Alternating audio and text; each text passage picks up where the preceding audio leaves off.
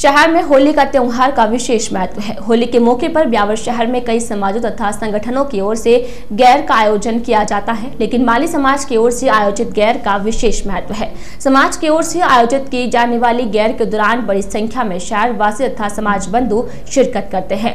होली का डंडारोपण के साथ ही शहर में होली गैर शुरू हो जाती है। शहर में माली समाज की ओर से आयोजित होने वाली गैर के महत्व को लेकर जय स्काई न्यूज चैनल ने माल्यान पंचायत बड़ाबास के पदाधिकारियों से की विशेष बातचीत। आइए देखते हैं जय स्काई न्यूज चैनल की एक विशेष पेशकश। नमस्कार, जय स्काई की ओर से मैं पूजा कांजानी आप सभी का स्वागत करती हूँ। सबसे पहले आप सभी को होली की हार्दिक शुभकामनाएं।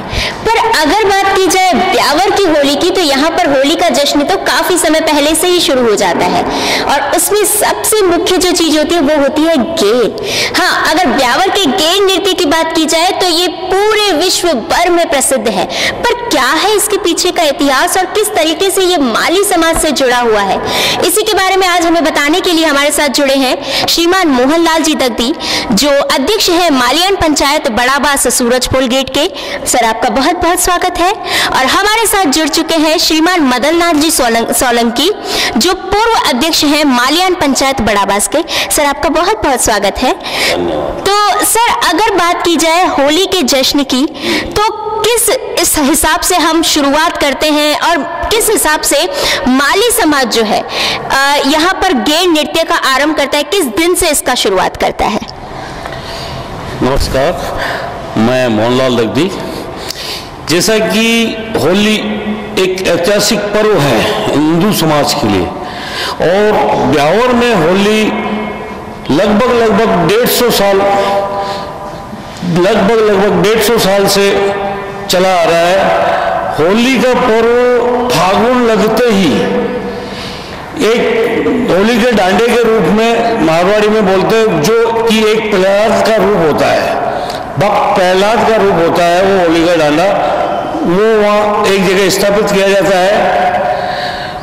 ये परंपरा करीब 150 साल से चलती आ रही है, और इसको जब ब्यावर स्थापित हुआ था उस समय से ही माली समाज को ये अधिकार दिया था कि आप ये सर्वप्रथम होली आप जलाओगे। तो ब्यावर में 150 साल पहले से सिर्फ एक ही होली सूरजपोल गेट बाहर माल्यान समाज द्वारा जलाई जाती थी, और वो आज तक यथावत चल रही है। इसके बाद में ये 1 महीने पहले हो जाता था, होली जलने से 1 महीने पहले। इसके बाद में होली जलने के 10 दिन पूर्व से गेर का आयोजन होता है, जो एक ऐतिहासिक गेर होती है। पहले गेर जो मतलब 10 दिन पहले से हो जाती है, अब ये समय के अनुसार बढ़ती जा रही है। इसका बहुत पुराना है। इसके बाद होली जलने के दिन से होली जलते उसके बाद में हमारे समाज में क्या है कि एक प्रथा है ढूंढ की, तो उसके लिए समाज के सारे बंधु इकट्ठे होकर घर घर जहाँ भी नवजात होते जन्म लेते हैं वहाँ पहुँचते हैं। तो यहाँ पर हमने देखा कि किस तरीके से होली जो है इसका कहीं ना कहीं ब्यावर से और माली समाज से एक बहुत ही गहरा रिश्ता है। बट अगर बात करें और परंपराओं की, तो एक शब्द हमें कई बार सुनाई देता है, वो है ढूंढ। तो क्या है माली समाज और होली, और साथ ही साथ ढूंढ का कनेक्शन चाहिए जानते हैं। समाज से शुरू से ही ढूंढ, सभी समाज के ढूंढ करते हैं माली समाज के। जैसे ही होली मंगलती है पूर्णिमा के दिन, पूर्णिमा की होली मंगलते ही मंगलाने के बाद ही अखबार ढूंढ करने जाते हैं। 100-150 बच्चे और आदमी बुजुर्ग वगैरह काफी जाते हैं, और खूब धूमधाम से चिट्ठी लेके और ढोल चमकी थाप से घर घर जाकर ढूंढ करते हैं। जिसके पहले बहुत बच्चा होता है उसकी अमर ढूंढ करते हैं, जिंदगी अमर ढूंढ होती है, जिससे वो जिंदगी भर होती रहती है आगे से आगे। और पहली ढूंढ होती है उसके लिए खूब नाच के धाप और ढोल की और उसकी चमकी थाप के खूब नाचते गाते और ढूंढ कर जाते हैं। बच्चे को थली के ऊपर वहाँ पाठ कर बिठा के और उसकी ढूंढ की जाती है। हरी हरी को हरियो ले, जू जू चंपा लेरियो ले, हरी हरी को हरियो ले, जू जू चंपा लेरियो ले। पहलो पुत्र दिकन को राजा, दूजो पुत्र घोड़ा फिरावे, तीजो पुत्र हटाया साजे, चौथो पुत्र दिखन को राजा सुन ये नैया की माँ ये तो घड़ा बापड़े भूले थोड़ा बड़ा ये को नेम चुका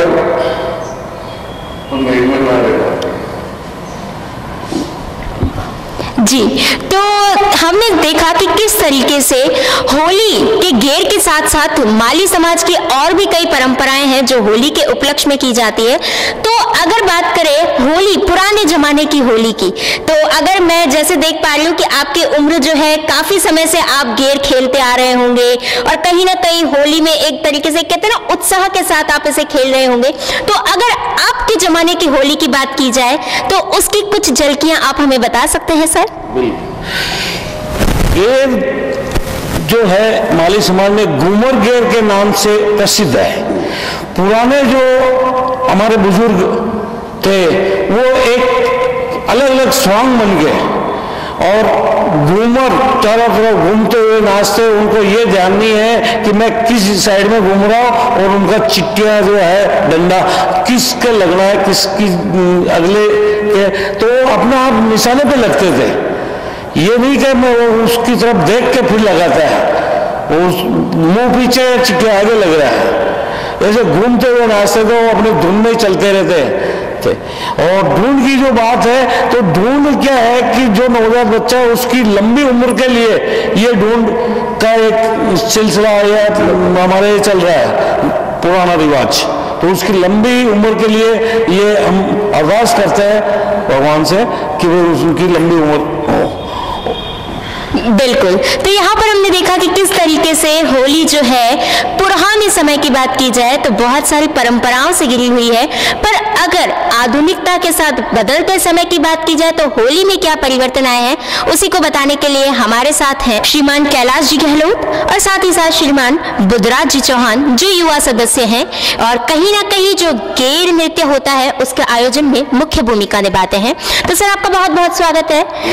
सर मेरा जो आपसे पहला सवाल है वो ये है कि अगर हम गेर नृत्य की बात करें, जैसे बताया गया कि बहुत समय से ये चला रहा है, 150 वर्ष पहले से चला रहा है, तो आधुनिकता के साथ जैसे कई सारी चीजों में परिवर्तन हो रहा है, जैसे जैसे हम मॉडर्न होते जा रहे हैं, तो गेर के नृत्य में भी किस तरीके से परिवर्तन हुआ है और जैसे पहले का और अभी का कंपैरिजन करें तो क्या क्या कुछ नया दिखने में आ रहा है? एक युवा सदस्य होने के नाते आपका क्या मानना है? मेरा ये मानना है कि अब जैसे जैसे समय निकल रहा है ब्यावर की घूमर गेर जवान हो रही है। पहले हमारे बुजुर्ग जिस प्रकार से गेर करते थे उसके अंदर मात्र केवल ढोल और नगारों का प्रयोग करते थे।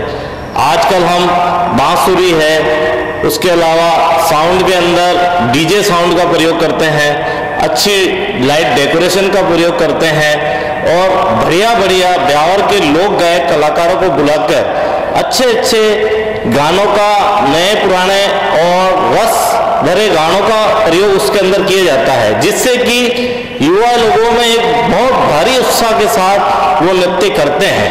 पहले नृत्य केवल 1-2 घंटे तक ही होता था और मात्र होली के 1-2 दिन पहले से ही गेर जमना स्टार्ट होती थी। आज ये स्थिति कि आप देखोगे कि लगभग 10-12-15 दिनों से पहले से ही लोगों में, युवाओं में, शहरवासियों में इतना उत्साह होता है गेर देखने के लिए कि पूरा गेर ग्राउंड भारी मात्रा में लोगों की जनसंख्या वहां आ जाती है और लोग रस भरे गानों को सुनने के लिए, बांसुरी की आवाज को सुनने के लिए, हारमोनियम की आवाज को सुनने के लिए, नए नए लोक कलाकारों के गीतों को सुनने के लिए वहां एकत्रित होते हैं और झूम झूम के गेर का मनोरंजन करते हैं। और Bengali light decoration, Bengali tent decoration और अपने ओरिजिनल और आर्टिफिशियल जो आजकल नए लुक के है फ्लोर डेकोरेशन, उन सभी का मनोरंजन उत्साह देख के लोगों को अंदर एक बहुत अच्छा लगता है और रात को 11-12-1 बजे तक गेर चलती है और युवा को होड़ लगी रहती है गेर में भाग लेने के लिए।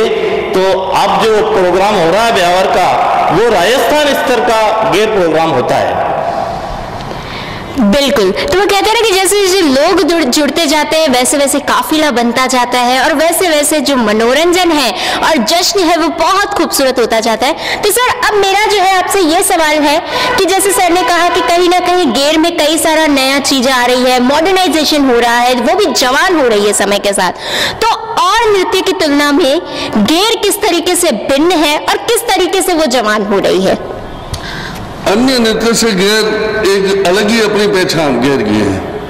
पहले के जमाने में जो गेर हुआ करती थी तो उसमें न तो इतना लाइट डेकोरेशन हुआ करता था, ना कोई साउंड सिस्टम हुआ करता था। आज के जमाने में नई नई हर साल एक से बढ़कर एक डेकोरेशन होता है, अलग से साउंड सिस्टम लगता है नए तरीके से, और युवा को उत्साह करने के लिए नाच गाने में लग करके उसको शोभा बढ़ाई जाती है गेर की। सर्वप्रथम माली समाज की गेर होती है, उसके बाद अन्य समाजों की भी गेर होती है। उनकी समाज की दूसरे समाज की तुलना में और माली समाज की गेर की तुलना में बहुत फर्क है। तो मतलब कहा जाए कि समाज के साथ साथ गेर के रंग भी बहुत भिन्न भिन्न हैं। तो अगर बात की जाए थोड़े से अंतर की, कि अगर कोरोना का समय आया बीच में और कोरोना के बाद कई सारी ऐसी सिचुएशंस हुई, तो क्या जैसे अभी जो गली मोहल्ले में जहां पर भी गेर हो रही है, तो क्या उसमें आपको कुछ परिवर्तन नजर आ रहा है या लोगों में वही उत्साह, वही होली को लेकर एक वो नजर आ रहा है? 2 साल से जो गेर नहीं हुई है उससे ज्यादा अब की बार लोगों में उत्साह है। इस बार 2 साल की कसर इस साल निकालने की है। ऐसा है, आपका कहना वाजिब है। कोरोना काल में हम लोगों ने, समाज बंधुओं ने, इस गेर परंपरा जो हमारी पारंपरिक परंपरा है, इसको हमने निभाने के लिए इसको बहुत शॉर्ट कर दिया था। उस समय हमने मास्क का भी पूरा प्रयोग करा, सैनिटाइजर का भी पूरा प्रयोग करा और सोशल डिस्टेंस का भी ध्यान रखते हुए, लेकिन परंपरा जो कि हमारे मुरलीधर भगवान की धरोहर, मुरलीधर भगवान के प्रांगण में होती है, उसको हमने निभाया। मगर जहाँ हजारों की भीड़ इकट्ठी हो वहाँ संख्या हमने बहुत सीमित कर दी। उस समय हमने केवल 10, 20, 50 मेंबर तक की सीमा रखी और हमने इस परंपरा को निभाया। मगर इस वर्ष जैसे कि कोरोना गाइडलाइन सारी समाप्त हो चुकी है सरकार की तरफ से, तो लोगों में बहुत भारी उत्साह है। 2 साल से लोगों में मनोरंजन का नई आस जगी है और मनोरंजन का पूरा लुत्फ उठा रहे हैं। ब्यावर मालियान पंचायत बड़ाबास की गेर एक ऐतिहासिक गेर के रूप में उभर रही है। इस बार आप सभी शहरवासियों से हम आग्रह करते हैं कि गेर का मनोरंजन उठाएं और गेर में पधारे। ब्यावर मालियान पंचायत आपका स्वागत करती है। बिल्कुल, तो दर्शक मित्रों, इस बार होली पे अगर आपने गेर नहीं खेला तो क्या किया, जरूर खेलिएगा और साथ ही साथ अपने पाँव को थोड़ा सा तो थिरका दीजिएगा, क्योंकि 2 साल तो आप वैसे भी घरों में कैद थे, पर अब अगर खुलकर बाहर आए हैं तो इस जश्न को जरूर एंजॉय कीजिएगा। तब तक के लिए मुझे दीजिए इजाजत। फिर से आप सभी को होली की हार्दिक शुभकामनाएं। धन्यवाद। नमस्कार, जी स्काई की ओर से मैं पूजा आप सभी का स्वागत करती हूँ। दर्शक मित्रों, जैसे कि त्योहार हमारे देश की ऐसी धरोहर है जो हमें पुरानी संस्कृति और सभ्यता से जोड़े रखते हैं और साथ ही साथ जो आने वाली पीढ़ी है उन्हें कुछ ना कुछ नया सिखाते हैं। पर जैसे जैसे हम मॉडर्न होते जा रहे हैं, जैसे जैसे 21वीं सदी आगे बढ़ती जा रही है, त्योहारों को मनाने का तरीका बदल चुका है। और जो कहीं ना कहीं हमारे घर के बुजुर्ग हैं, उनका कहना है कि अब हमारे जैसे त्योहार कहाँ। तो उसी के संदर्भ में हमारे साथ चर्चा करने के लिए हैं श्रीमती पूजा उत्तम चंदानी जी, जो JCRT की प्रेसिडेंट हैं, और साथ ही साथ श्रीमती माला जी, जो JCRT की मेंबर हैं। मैम, आपका बहुत बहुत स्वागत है। मैम, जैसे कि हमारे घर के बड़े बुजुर्गों का कहना है कि अब हमारे जैसे त्योहार कहाँ, तो आपको क्या लगता है कि कितना परिवर्तन आया है और किस तरीके से हमारी तरफ से त्योहारों को मनाने का तरीका बदल चुका है? त्योहारों को मनाने का तरीका जरूर बदल चुका है, लेकिन मेरा मानना है कि इसको डिफरेंस नहीं कहा जा सकता है। ये एक तरह का अपडेटेड वे है कोई भी त्योहार को सेलिब्रेट करने का। हाँ, लेकिन इस अपडेशन के साथ जो त्योहार की रियल वैल्यू होती है, जो उसका रियल लेसन होता है, वो जरूर गुम होता जा रहा है। जैसे आज की यूथ को ये पता ही नहीं है, कितने ही जनों को, कि ये त्योहार एक्चुअली में मनाया क्यों जाता है। हम सिंधीस में एक कल्चर होता है कि होलिका दहन जो है वो हर घर में किया जाता है। जब हम वहाँ होलिका दहन करते हैं तब हमारे घर के बड़े बच्चे सब एक साथ बैठ के वहाँ पे हम भक्त प्रहलाद की कथा सुनाते हैं और राधा कृष्ण की कथा सुनाते हैं, उसके बाद हम होलिका दहन करते हैं।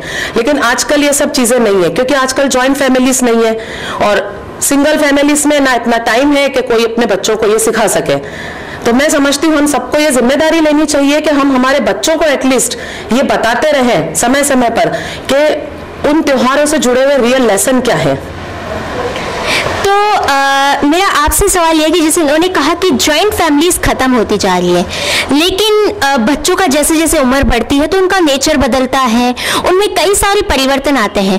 तो उस हिसाब से देखा जाए तो घर के बड़ों की क्या भूमिका होनी चाहिए? और जैसे होली को मनाने का जो तरीका है, जैसे कई सारे गेट टुगेदर डांस पार्टीज होती हैं, कई जगह लोग जाते हैं, तो उसके बारे में आपका क्या ख्याल है कि क्या इसे एक्सेप्ट करना चाहिए बड़ों को, या फिर इसके लिए लोगों की बड़ों की क्या प्रतिक्रिया होनी चाहिए? पहले तो मैं ये कहना चाहूँगी, टाइम इज चेंज। हमें भी टाइम के साथ बच्चों के साथ चेंज होना चाहिए, क्योंकि कहा भी गया है परिवर्तन ही संसार का नियम है। तो जैसे हमने अपने पूर्वजों को चेंज किया तो हमें भी अपने बच्चों के अकॉर्डिंग चलना चाहिए। जैसे जैसे बच्चे बोल रहे हैं हमें उस अकॉर्डिंग त्यौहार मनाना चाहिए। जैसे कि अभी गेट टुगेदर किया जाता है होली के नेक्स्ट डे, तो वो एक सही भी है, क्योंकि पहले हम घर के बाहर जाके होली खेलते थे और एक दूसरे को रंग लगाते थे, तो वही आज बस चेंज यही हुआ है। खाली अभी हम कहीं गार्डन या कहीं भी एक गेट टुगेदर रख लेते हैं और वो एक तरह का एक स्नेह मिलन भी हो जाता है, और हम जिन लोगों से पहले नहीं मिल चुके होते हैं काफ़ी टाइम बाद सबसे मिलते हैं, सबसे बातचीत हो जाती है, गेट टुगेदर हो जाता है। तो ये एक अच्छा भी है, ये कोई गलत नहीं है, क्योंकि जैसे बच्चे चेंज हो रहे हैं तो हमें भी उनके अकॉर्डिंग अपने आप को चेंज करना ये एक सही भी है। तो जैसे कि इनका कहना है कि बच्चे जैसे बदल रहे हैं तो हमें भी अपने आप में परिवर्तन लाना चाहिए। पर अगर परिवर्तन की बात की जाए तो वो कुछ अच्छे वे में भी होता है, कुछ बुरे वे में भी होता है। कभी कभी ऐसा होता है कि बच्चे अड़ के बैठ जाते हैं कि हमें ये चीज़ सीखनी ही नहीं है, या जब त्योहार मनाने का वक्त आता है तो फैमिली के साथ थोड़ा कम बैठना चाहते हैं। तो इसके बारे में आपका क्या मानना है कि हम किस तरीके से वो चीज़ ला सकते हैं अपने अंदर? एक वो परिवर्तन प्रकृति का नियम है, तो वो परिवर्तन की पहल किस तरीके से की जाए? परिवर्तन की पहल करने के लिए मैं समझती हूँ कि आपको हर परिवर्तन को पॉजिटिव वे में देखना चाहिए। पहले किसी भी रंग से खेल लिया जाता था, आज हम लोग हर्बल कलर यूज करते हैं, बहुत सलीके से एक दूसरे को रंग लगाते हैं। पहले खूब मीठा खाया जाता था, आज हम लोग बहुत कॉन्शियस हो गए हैं। तो मैं समझती हूँ ये गलत नहीं है, कॉन्शियस होना भी अच्छी बात है, अगर हेल्थ को लेकर सब कॉन्शियस होके सबको। तो अगर आप इस परिवर्तन को पॉजिटिव वे में लेंगे तो बड़ों के लिए भी इजी होगा और बच्चों के लिए भी इजी होगा।